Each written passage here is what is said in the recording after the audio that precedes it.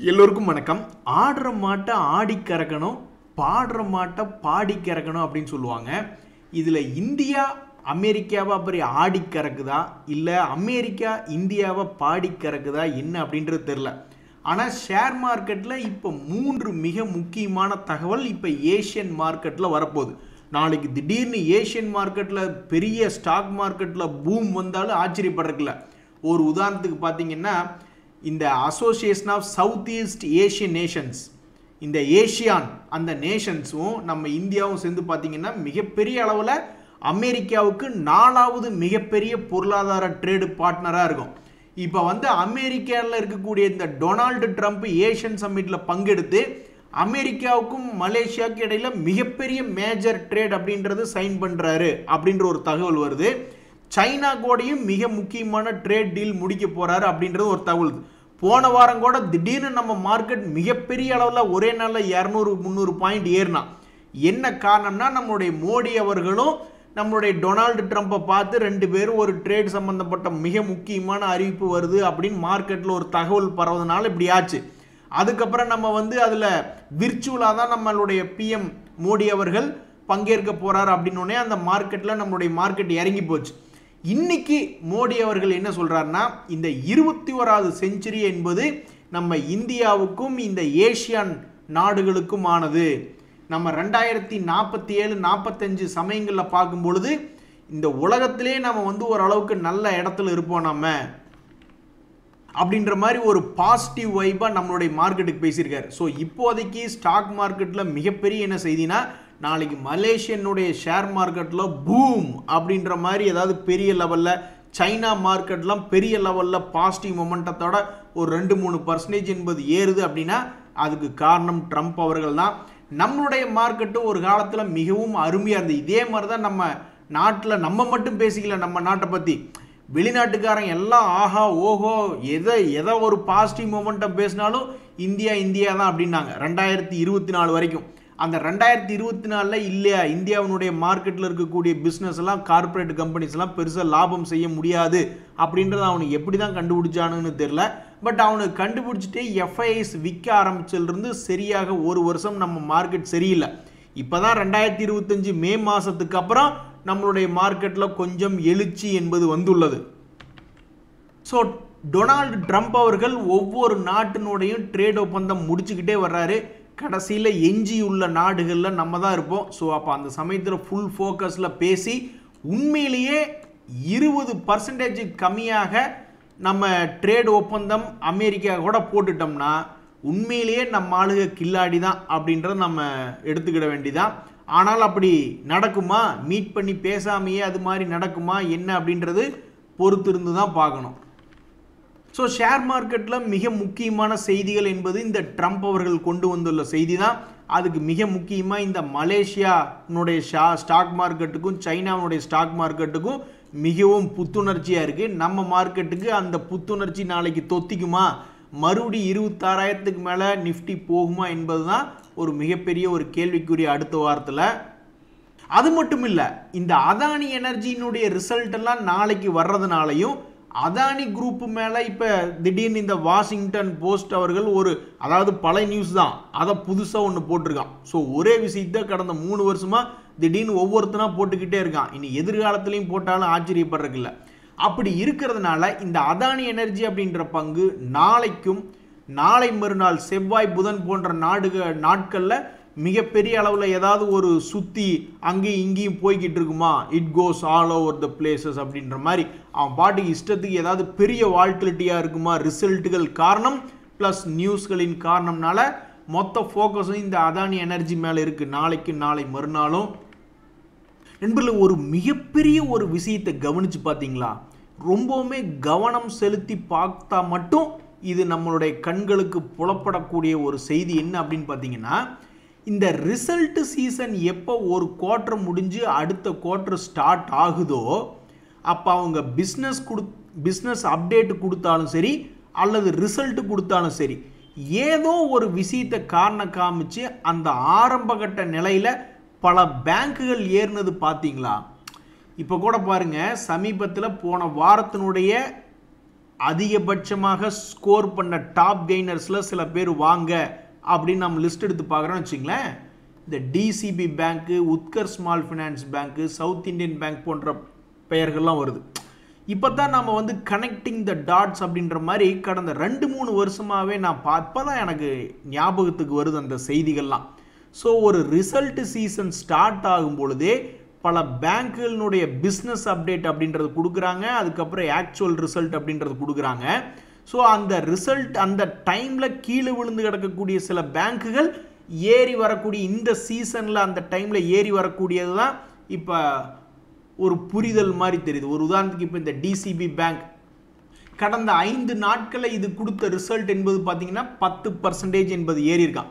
அதாவது சில சமயங்களில் கீழே இது உளுந்து கிடப்பானுங்க போல அந்த இது வந்து அடுத்த ரிசல்ட் சமயங்களில் சோதிச்சு பார்க்கணும். அதாவது பொங்கல் சமயத்தில் மறுபடியும் அடுத்த ரிசல்ட் வரும்பொழுது இவர்கள் ரிசல்ட் கொடுக்கும் சமயங்களில் என்ன செய்கிறார்கள். ஸோ போன வாரம் வீக்லி டாப் கெய்னர் அப்படின்றத எடுத்து பார்க்கும்போது இந்த டிசிபி பேங்க் அது ஒரு பேங்க் அது வந்துருக்கு.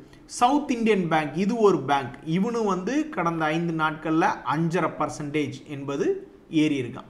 சரி, அதுக்கப்புறம் வந்து பார்த்தீங்கன்னா இந்த உத்கர் ஸ்மால் ஃபினான்ஸ் பேங்க்னு ஒருத்தன் அந்த பங்குமே கடந்த 5 நாட்களில் பார்க்கும்பொழுது 20% என்பதெல்லாம் ஏறி இருக்கு. எஸ்சிஐ அப்படின்ற பங்கு இறங்கி இதே மோசமாக இறங்கிய பங்குகள் அப்படின்றது பெரிய ஜாம்பவான்கள் அப்படின்ற மாதிரிலாம் பெருசாக எதுவும் விழுந்து காட்டல. ஒரு தடவை ஐஇஎக்ஸ் அப்படின்ற ஒரு பங்கு 20% மேலே விழுந்து காமிச்சான். அந்த மாதிரி மிகப்பெரிய ஜாம்பவான்கள் எதுவும் உழுகலினாலும் இந்த விசா ஸ்டீலு, இஸ்மோ அப்படின்னு சில யூனிபார்ட்ஸ் இந்தியா அப்படின்ற மாதிரி சில பங்குகள் ஒரு 7% என்பது போல எல்லாம் இறங்கி worst losers in the week அப்படின்ற செய்திகள் இடம்பெற்று இருக்கு. ஷேர் மார்க்கெட்டே உஷார் அப்படின்ற மாதிரி ஒரு செய்தி வந்திருக்குங்க நண்பர்களே. அதாவது இந்த எல்ஐசியில் உங்களுக்கு தெரியாதில்ல, இன்னைக்கு ஒரு ஹாட் டாப்பிக்காக போய்கிட்டு இருக்கு எல்ஐசி ஷேர் பற்றி. அவங்க வந்து கொடுத்துருக்கக்கூடிய அறிக்கையும் ஆகட்டும், அது சார்ந்த நியூஸும் ஆகட்டும், அதெல்லாம் ஒரு புறம் இருக்கும் பொழுது ஷேர் மார்க்கெட்டில் இப்போ அடுத்தடுத்து சில பங்குகள் இருக்குது. அதாவது கீழே லோலிருந்து ஓரளவுக்கு ஏறக்கு முயற்சி பண்ணிக்கிட்டு இருக்கக்கூடிய சில பங்குகள் தன்னுடைய 52 வீக் லோலிருந்து கொஞ்சம் மேலே ஏறி வந்த மிகப்பெரிய ஜாம்பவான்கள் அப்படின்ற சில பங்குகள் தான் இன்னைக்கு இந்த வீடியோவில் ரொம்ப முக்கியமாக பார்க்க போகிறோம். ஸோ இந்த ஜாம்பவான்கள் தன்னுடைய பழைய ஹையை இந்த ரிசல்ட் சீசனில் இது வந்து தொடுவாங்களா அல்லது மறுபடி 52 வீக் லோ போவாங்களா அப்படின்றதான் ரொம்ப சுவாரஸ்யமாக இந்த ஏர்னிங் சீசனில் பார்க்க வேண்டிய ஒரு விஷயமா இருக்குது. ஸோ அந்த வகையில் இப்போ இந்த எல்ஐசி அப்படின்ற ஷேரில் பெருசாக நியூஸ் என்பது வராமல் இருந்தது. அவங்களுடைய Q2 ரிசல்ட் எப்படி இருக்கும் அப்படின்றதான் ஒரு ஆர்வமாக இருந்த விஷயம். இப்போ திடீர்னு எந்த விதமான செய்தியமா ஒரு ட்ரிகர் அப்படின்றது வந்திருக்கும் பொழுது அது நல்லதுக்கா கெட்டதுக்கா அப்படின்றது அடுத்தடுத்த நாட்களில் தெரியுமா. ஸோ இந்த எல்ஐசி அப்படின்ற ஷேர் எதுக்கோ ஒன்று வெயிட் பண்ணிக்கிட்டு இருக்கான். 52 வீக் லோவில் இருந்தால் 650 ரூபாயிலிருந்து 850ன்னு வந்துட்டான். வந்த பிறகு எதுக்கோ ஒரு நியூஸுக்காகவே காத்திருந்த ஒரு ஷேர் போலே சொல்லு நீ என்ன திட்டம் போட்டுக்கிட்டு இருக்க அப்படின்ற மாதிரி 3 மாதங்களாகவே எந்த மூமெண்ட்டும் இல்லை இந்த எல்ஐசி ஷேர் ப்ரைஸில். ஆனால் அவன் ஒரு 300 ரூபாயெல்லாம் வந்து அவனுங்கிட்ட ஒரு சக்தி இருக்குது. இந்த 2025 நீ என்னப்பா பண்ணுன அப்படின்னா, தம்பி நான் கீழிருந்து 300 ரூபா பக்கம் ஏறி ஒரு 3 மாதமாக சும்மா உட்காந்துக்கிட்டு இருக்கேன் அப்படின்ற ஒரு நிலையில் இருக்குது. அப்போ இது போன்ற பங்கு வந்திருக்கக்கூடிய செய்தியை வச்சுக்கிட்டு ஏதாவது ஒரு ட்ரிகர் நடந்து ஸ்வங்கின்னு தன்னுடைய பழைய யாரை பத்திரா வாஷிங்டன் போஸ்ட்டுக்காரா எங்களை பற்றி பேசின நீயே அப்படின்ற மாதிரி ஏதாவது தன்னுடைய பழைய ஹையை இழந்த ஹையை மீட்டெடுத்து ஒரு பெருமை சேர்க்குமா அல்லது இன்னொரு ரவுண்டு ஒரே ஒரு ரவுண்டு தான் போயிருக்கு. இந்த 2025 இந்த பங்கு செய்த ஒரே வேலை ஒரு ஷேருக்கு 300 ரூபாய் ஏறின ஒரே ஒரு வேலை. அப்போ இன்னும் 3 மாதம் மிச்சம் இருக்கக்கூடிய நேரத்தில் மறுபடியும் இன்னொரு ரவுண்டு போயிட்டு வரலாம் வாங்க அப்படின்ற மாதிரி ஏதாவது செய்ய போகிறதா அல்லது இந்த பங்கினுடைய மூவ்மெண்ட் இனி எப்படி இருக்கும் அப்படின்றது ரொம்ப ரொம்ப இன்ட்ரெஸ்டிங்காக அடுத்தடுத்த நாட்களில் நியூஸ் இருக்குது.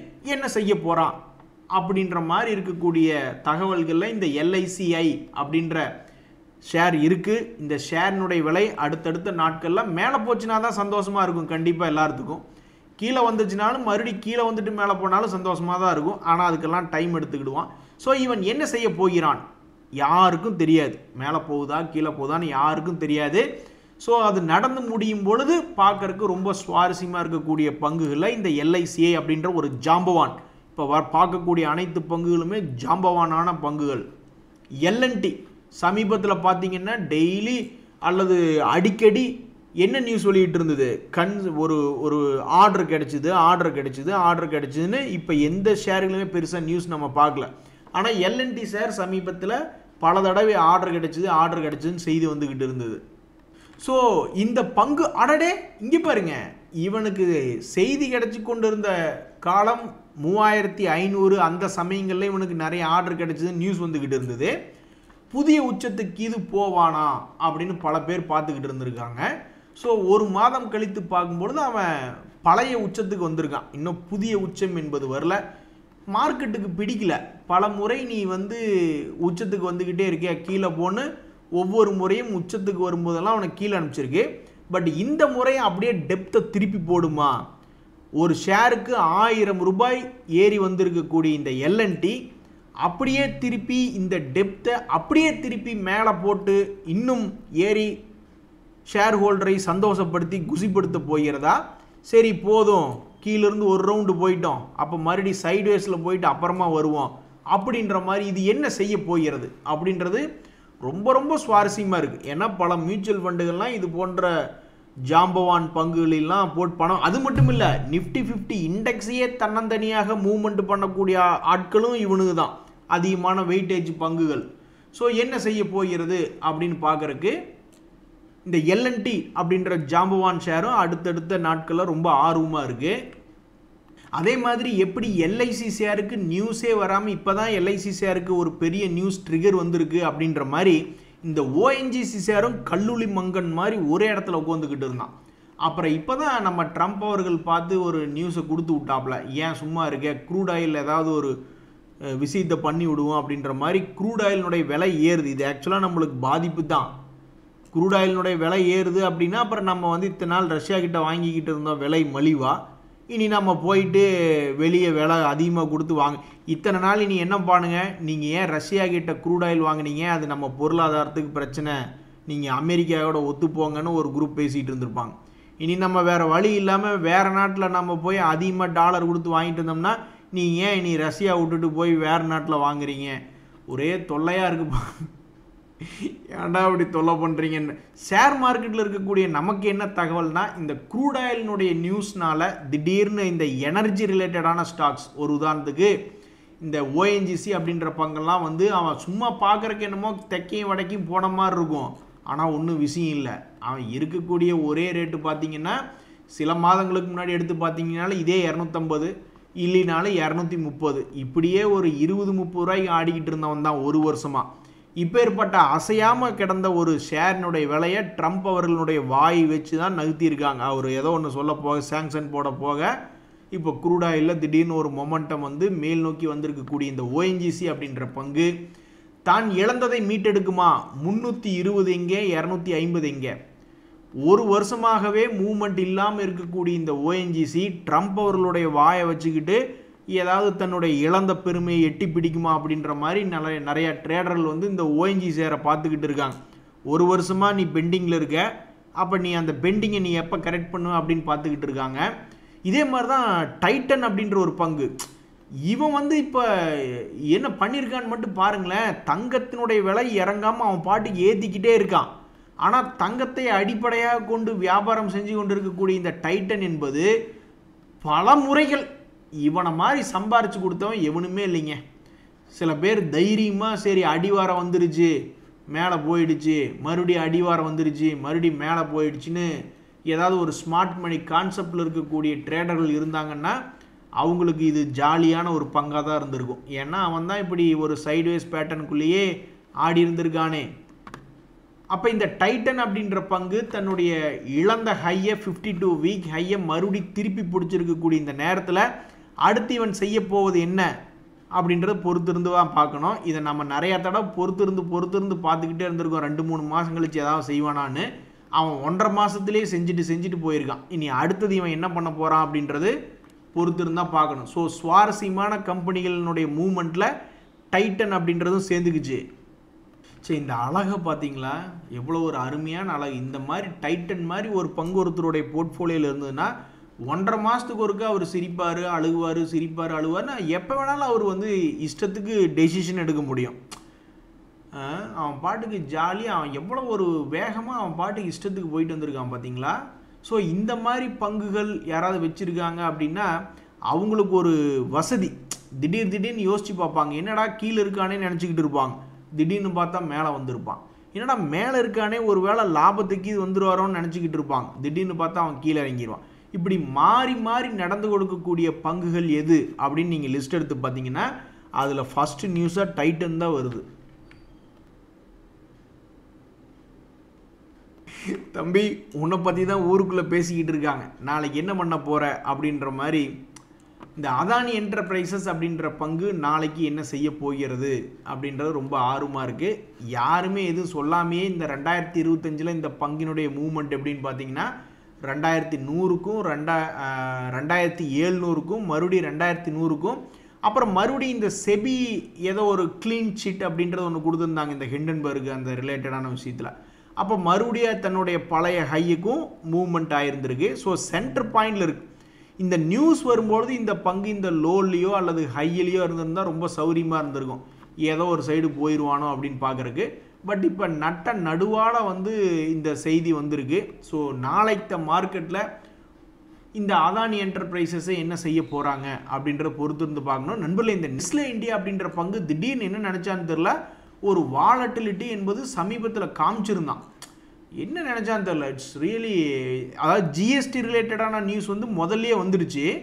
பட் அந்த சமயத்திலாம் இந்த ரியாக்ஷன் பண்ணாமல் திடீர்னு சமீபத்தில் ஒரு 4-5 நாளைக்கு முன்னாடி ரியாக்ஷன் நடந்து மிகப்பெரிய ஸ்டாக்குகளில் திடீர்னு பார்வைக்கு வந்த பங்குகள். நிறையா பேர் வந்து ஏதாவது ஒரு கடை போடணும்னா ரோட்டு மேலே தான் கடை போடணும் அப்படிம்பாங்க. ஏங்க அப்படின்னா அப்போ தாங்க தம்பி பார்வைக்கு இருக்கும். யாராவது 2 வீலரில் போயிட்டுருக்கீல இப்படி உட்காந்துட்டு போயிட்டு இருப்பாங்க, அப்போ பார்த்தோம்னா நம்ம கடை தெரியுமில்ல அப்படின்ற மாதிரி பார்வைக்கு இருக்கும் அப்படின்ற மாதிரி.